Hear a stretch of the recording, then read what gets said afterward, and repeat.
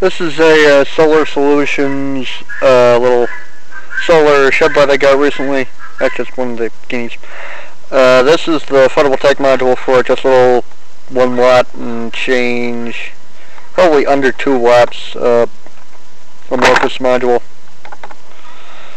That's what charges it. Then it's got the little battery unit and the light. It's a little 6-volt strip light.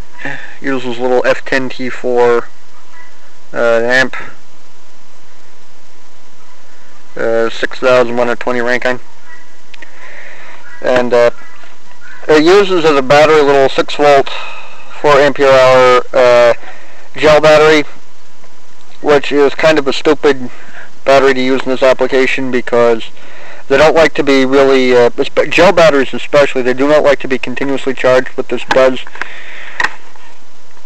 And in this, it would be much better if you use something like a nickel-cadmium cells or a battery.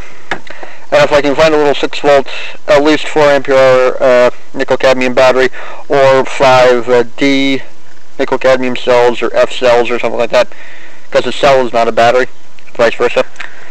A battery contains multiple cells, but that's just a little bit of engineering. Blah.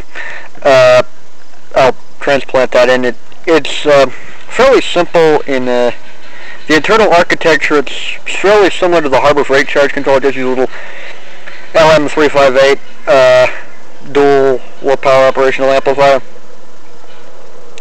Except this one is a little SOIC 8 package versus the DIP 8 used in the Harbor Freight. And there's a little contactor for turning the light on and off the switch.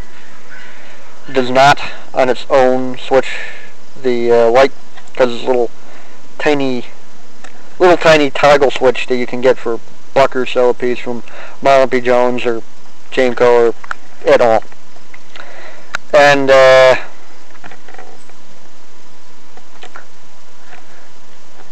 this is not actually designed for regular use. It specifically says on the box this product was designed to provide light for a short period of time. Whether or not that has something to do with the product life cycle or it's just a tiny battery, it's part of that. But this is a 10 watt light, and the battery has an absolute capacity of about has an absolute capacity of roughly 24 watt hours, specifically, and that's at a C over 20 discharge rate, where you're using a load of 200 milliamperes. And at much heavier loads, because of a little thing called Poincare's law, the effective capacity of the battery is reduced substantially. In this application, only about 70% of that, so it's only about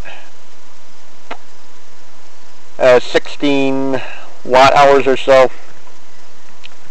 You'd actually need a potential over time curve or battery charge level over time curve, about which, if you do a definite integration of that, you'll get the actual power capacity of the actual power capacity of the battery. But it's a little dinky yum-cha battery, so it doesn't say, and that kind of thing would be hard to find. But it's easy enough to do it with a it's always the current capacity times the battery potential gives you at least a rough estimate.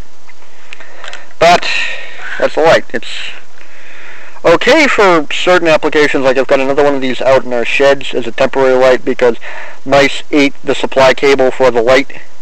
So that's yet another project. But overall, not hideous.